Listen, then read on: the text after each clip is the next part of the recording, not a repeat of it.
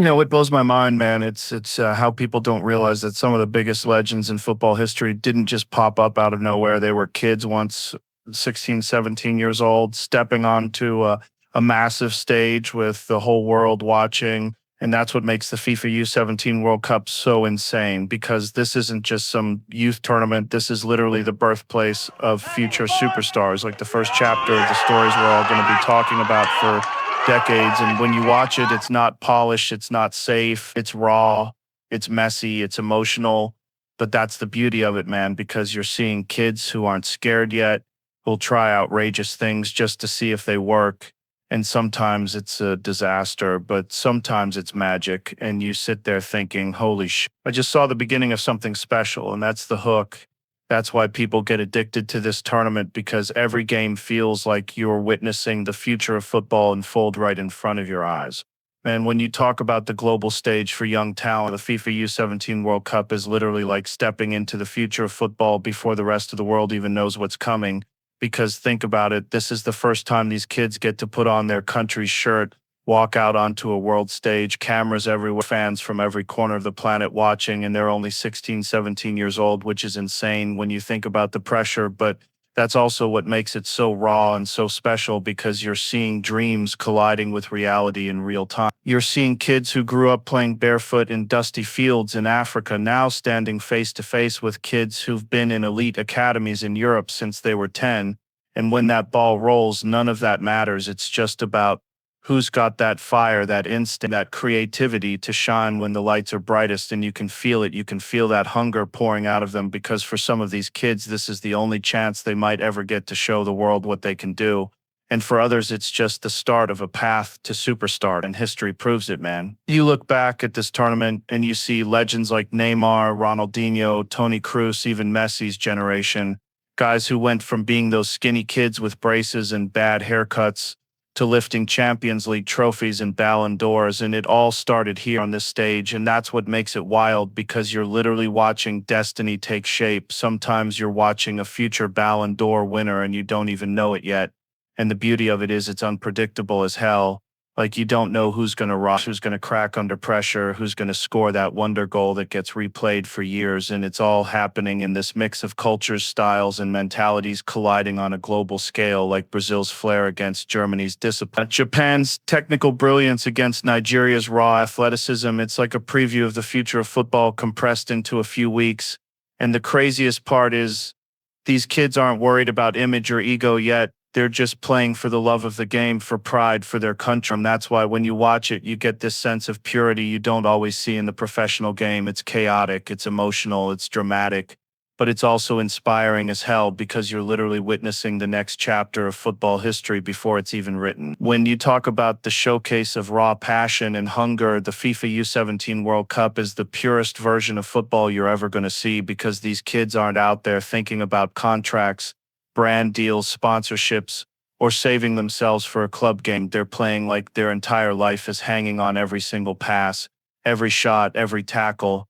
And that's what makes it so beautiful because you can feel that desperation mixed with joy in the way they move, the way they celebrate, the way they cry when they lose. Like it's not filtered or polished.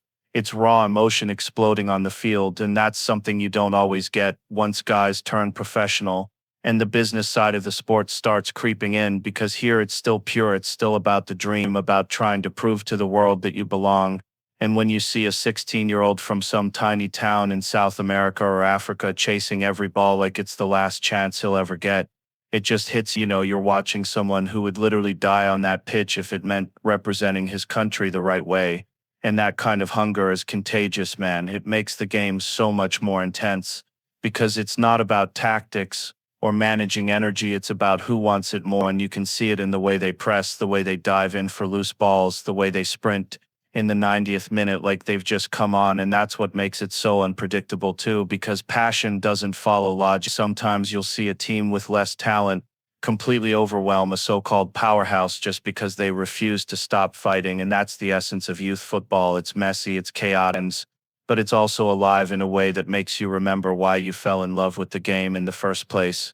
because it's not about who's the highest paid or who's got the most followers on Instagram. It's about kids chasing a dream with everything they've got. And when one of them pulls off a goal or a play that feels way beyond their age, it's like this glimpse into the future mixed with the kind of passion you can't fake. And that's why the U-17 stage is so special, because it's basically bottled up hunger unleashed in front of the world. And for those kids, it's not just a game, it's validation. It's proof that all the sweat, the struggle, the sacrifices their families made are worth it. And that raw fire they bring is something you can't coach. It's something that just explodes when the lights hit. If there's one thing that makes the U-17 World Cup so damn addictive, it's the unpredictability and drama, because you're talking about kids who are insanely talented, but still raw, still learning, still figuring themselves out. And when you put them on a world stage with all that pressure, craziest things happen. Like you'll see a team go from looking like a complete mess in the first half to playing world-class football in the second, or you'll see some skinny 16-year-old score a goal so ridiculous it feels like it came out of a video game. And that's what's why, like, you just don't know what you're going to get. One minute it's a defensive blunder that makes you laugh. The next it's a goal that leaves you shaking your head, wondering how a kid that young even thought of trying that. And because they're so young, emotions run, so you get all these dramatic swings like late comebacks, penalty shootouts that feel like life or death, red cards because some kid couldn't control his temper, tears, joy, heartbreak. It's like every game is its own little soap opera, and you can't script it, you can't predict it. And that's why it's so entertaining, because unlike senior football, where experience and structure usually keep things under control, here it's chaos, beautiful chaos, and that chaos creates magic. Because these kids don't play safe, they take risks, they try insane dribble, they shoot from 30 yards, they go for bicycle kicks, just because in their heads, why not? And sometimes it fails miserably, but sometimes it works, and it becomes a moment you never forget. And that's what hooks you, man, because you're not just watching you're watching drama unfold in real time. You're watching kids break down crying because they missed a penalty, teammates hugging them, coaches losing their minds on the sideline, entire nations feeling the weight of a result, even though it's just a youth tournament. It's that unpredictability that makes legends. Because sometimes the guy who shines here goes on to be a superstar, and sometimes he fades away, and the kid no one expected steps up instead. And the swings of fortune are so fast it's almost dizzying. But that's the magic. That's why people love this tournament, because every match has the potential to flip upside down at any moment. And that kind of raw, unpredictable drama is what makes it feel so alive, so authentic, and so unforgettable. When you talk about cultural mix and global unity in the U-17 World Cup, it's like watching the entire planet shrink down into a football pitch, because here you've got kids from every corner of the world, different languages, different religions, different all stepping onto the same grass with the same dream.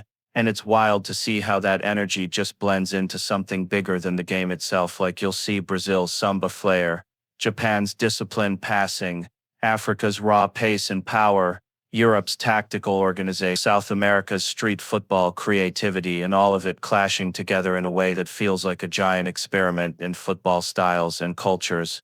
And what's crazy is how quickly these kids adapt to each other, because some of them are seeing totally different approaches for the first time in their lives. And it forces them to grow, to evolve, to expand their minds about what football can be. And at the same time, you see this mutual respect form, because when a 16-year-old kid from Nigeria scores a banger against Germany, it's not just about skill, it's about showing that no matter where you're from, talent lives everywhere. And you can feel that sense of unity, like despite all the competition, there's this unspoken bond, because everyone there is chasing the same thing. Everyone's carrying the weight of their flag, their families, their hometowns, and it creates this mix of rivalry and brotherhood that's really unique. And beyond the football, you see them trading jerseys, laughing together after games, sharing moments that cut through all the differences. And that's the kind of stuff that makes you realize football is the most global language we've got, because you don't need to speak the same words to understand the feeling of scoring, of winning, of losing, of giving everything for your team.